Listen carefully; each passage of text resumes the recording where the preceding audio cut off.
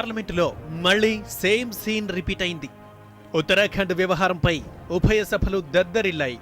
ప్రధానంగా రాజ్యసభలో గందరగోళ పరిస్థితులు నెలకొన్నాయి. ఆర్టికల్ 356 దుర్వినియోగంపై చర్చ జరపాలని కాంగ్రెస్ పట్టుపట్టడం, అందుకు ప్రభుత్వం అంగీకరించకపోవడంతో రభస జరిగింది. సుప్రీంకోర్టు పరిధిలో ఉన్న ఈ అంశంపై చర్చ జరపడం సాధ్యం కాదని కేంద్రం తేల్చి చెప్పింది. దీంతో ఇరు పార్టీల నేతల మధ్య వాగ్వాదం నడిచింది.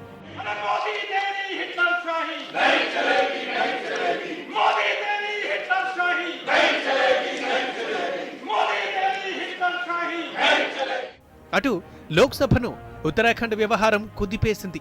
ఇక్కడ కూడా విషయం కోర్టులో ఉందన్న సాకుతో చర్చకు అనుమతివ్వలేదు. ఇంతకీ ఈ సమావేశాలు కూడా నీరుగారిపోవాల్సిందేనా? కీలక బిల్లులకు మోక్షం కలిగే దారే లేదా? ప్రజా సమస్యలపై చర్చ జరిగే అవకాశమే లేదా? పార్లమెంట్ ఏదో ఒక అంశం పైన రోజు గందరగోళం ఉండడం చూస్తూనే ఉన్నాం.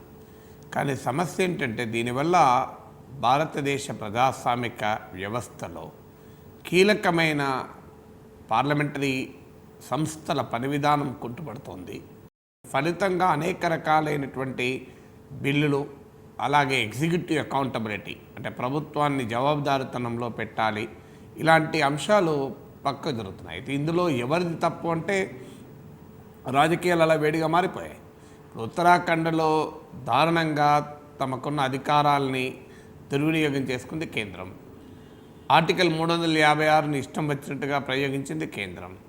చివరకు ఉత్తరాఖండ్లో రాష్ట్రపతి పాలన విధించడానికి పార్లమెంటును కూడా మధ్యలో ఆపేసి ప్రోరోగ్ చేసి మళ్ళీ కన్వీన్ చేశారు. వాస్తవంగా ఇది బడ్జెట్ సెషన్ కంటిన్యూషన్గా ఉండాలి. కానీ కంటిన్యూషన్గా ఉంటే ఉత్తరాఖండ్లో రాష్ట్రపతి పాలన పెట్టి బడ్జెట్ పైన ఆదేశాలు ఇవ్వడం సాధ్యం కాదు. కనుక రాజ్యాంగంలో ఉండేటువంటి ఒక ప్రొవిజన్ను దుర్వినియోగం చేసుకుని పార్లమెంట్ ప్రోరోగ్ చేసి మళ్ళీ రీకన్వీన్ చేశారు కొత్త సెషన్ లాగా. ఇవన్నీ అధికారంలో ఉన్న వాళ్ళు చేస్తే ప్రతిపక్షాలు సహజంగానే కారం చెల్లినట్టు అవుతారు. వాళ్ళు రియాక్ట్ అవ్వడం అనేది అనివార్యం. దాని ఫలితమే ఇవాళ పార్లమెంటు ఈ స్థాయిలో ఉండడం. ఏమవుతుంది దీనివల్ల? ఇప్పుడు కీలకమైన జీఎస్టీ బిల్లు ఉంది. కాంగ్రెస్ పార్టీ మద్దతు లేకుండా రాజ్యసభలో జీఎస్టీ పాస్ కాదు. కాంగ్రెస్ పార్టీ మద్దతు కావాలి అంటే మీకు ఉన్నటువంటి సమస్య ఏంటి?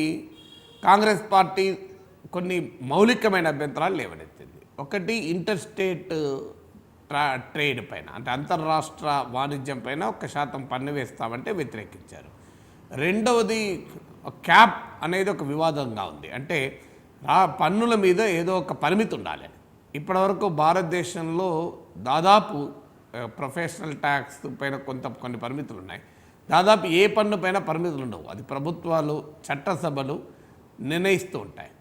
అందువల్ల జిఎస్టీ పైన ఏదో ఒక పరిమితి ఉండాలి అనేటువంటిది ఒక డిమాండ్ వస్తుంది. తర్వాత డిస్ప్యూట్ సెటిల్మెంట్ ఎవరు చేయాలి అన్నప్పుడు దీన్ని ఒక జ్యుడిషియల్ డిస్ప్యూట్ సెటిల్మెంట్ బోర్డుగా ఉంటే లెజిస్లేచర్ అధికారాలు పోతాయనేది, ఇలాంటి కొన్ని మౌలికమైన విధానపరమైన అభ్యంతరాలు ఉన్నాయి. కానీ ఇవాళ జిఎస్టీ బిల్లు పాస్ కాకపోవడానికి విధానపరమైన అభ్యంతరాల కన్నా రాజకీయపరమైనటువంటి వివాదాలే ముందుకు వస్తున్నాయి. ఉత్తరాఖండ్ అందుకు లేటెస్ట్ ఉదాహరణ.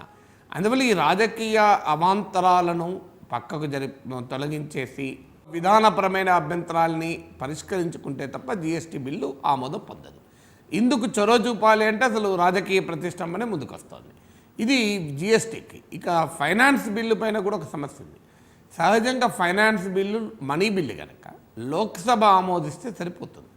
కానీ ఇప్పుడు ఎక్కడ సమస్య వస్తుందంటే ఫైనాన్స్ బిల్లులో భాగంగా రాజ్యసభలో కూడా రావాల్సినటువంటి ప్రొవిజన్స్ను ఫైనాన్స్ బిల్లో పెట్టారు. ఇప్పుడు ఉదాహరణకు రిజర్వ్ బ్యాంక్ ఆఫ్ ఇండియా లో మానిటరీ పాలసీ రివ్యూ కమిటీ అంటే ద్రవ్య విధాన సమీక్ష కమిటీ వేస్తామని చెప్పారు. ఇది ఫైనాన్స్ బిల్లు కిందకి రాదు. ఫైనాన్స్ బిల్ అంటే పన్నులు, ప్రభుత్వానికి వచ్చే ఆదాయము, ఖర్చు, ప్రభుత్వం తీసుకుని అప్పులకు సంబంధించిన అంశాలే ఫైనాన్స్ కిందకి వస్తాయి. కానీ ప్రభుత్వం ఏం చేసింది? దీంట్లోనే మానిటరీ పాలసీ రివ్యూ కమిటీ పెడతామన్నారు. పెట్టినామన్నప్పుడు ఇది మనీ బిల్ ఎట్లవుతుంది? రాజ్యసభ ఆమోదం కూడా పొందాలి కదా అని చర్చ వస్తుంది. రాజ్యసభలో ఆమోదం పొందాలంటే మళ్ళీ ఇంతకుముందు వివరించిన ప్రతిష్టంభన అడ్డం వస్తుంది. ఇలాంటి అనేక అంశాలపైన పార్లమెంట్ ముందు ప్రతిష్టంభన ఉంటే, పార్లమెంట్లో పరిష్కరించుకోవాల్సిన అంశాలుంటే, పార్లమెంట్ ఏదో ఒక పొలిటికల్ అంశం పైన ప్రతిష్టంభనలో పడుతుంటే ఎలా? ఇది కాక ఇక కేంద్ర మంత్రిత్వ శాఖల్ని సమీక్ష ఉంటుంది, కేంద్ర ప్రభుత్వ విధానాల పైన సమీక్ష ఉంటుంది. ఇవన్నీ అసలు ఆలోచించాల్సిన అవసరమే లేదు. అసలు బడ్జెట్ పైనే చర్చలు సరిగా జరగడం లేదు.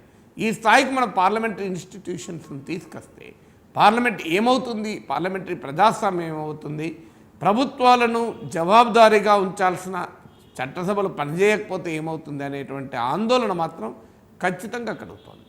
ఇదొకటే కాదు, ఇప్పుడు బ్యాంక్రప్సీ బిల్ ఉంది అంటే ఒక కంపెనీ కనుక దివాలా తీస్తే ఆ సమస్యను ఎట్లా పరిష్కరించాలి, బ్యాంకుల దగ్గర అప్పులు తీసుకుంటారు, దివాలా తీస్తారు, దీన్ని ఎలా పరిష్కరించుకోవాలి, ఇది చాలా కీలకమైనది. ఎందుకంటే మన భారతదేశంలో బ్యాంకులు నాన్ పర్ఫార్మింగ్ అసెట్స్ రోజు రోజుకు పెరుగుతున్నాయి.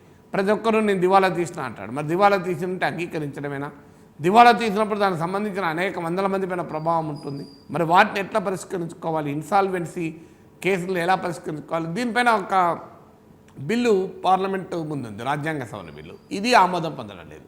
ఇలా కీలకమైన ఎకనామిక్ లెజిస్లేషన్స్ ఉండగా ఒక పొలిటికల్ అంశాలు పదే పదే ముందుకు రావడం వల్ల ఒక రాజకీయ ప్రతిష్టంభన రావడం ప్రజాస్వామ్యానికి ప్రమాదకరం. దీనికి ఎక్కడో కానప్పుడు స్టాప్ పెట్టాల్సిన అవసరం అయితే ఉంది.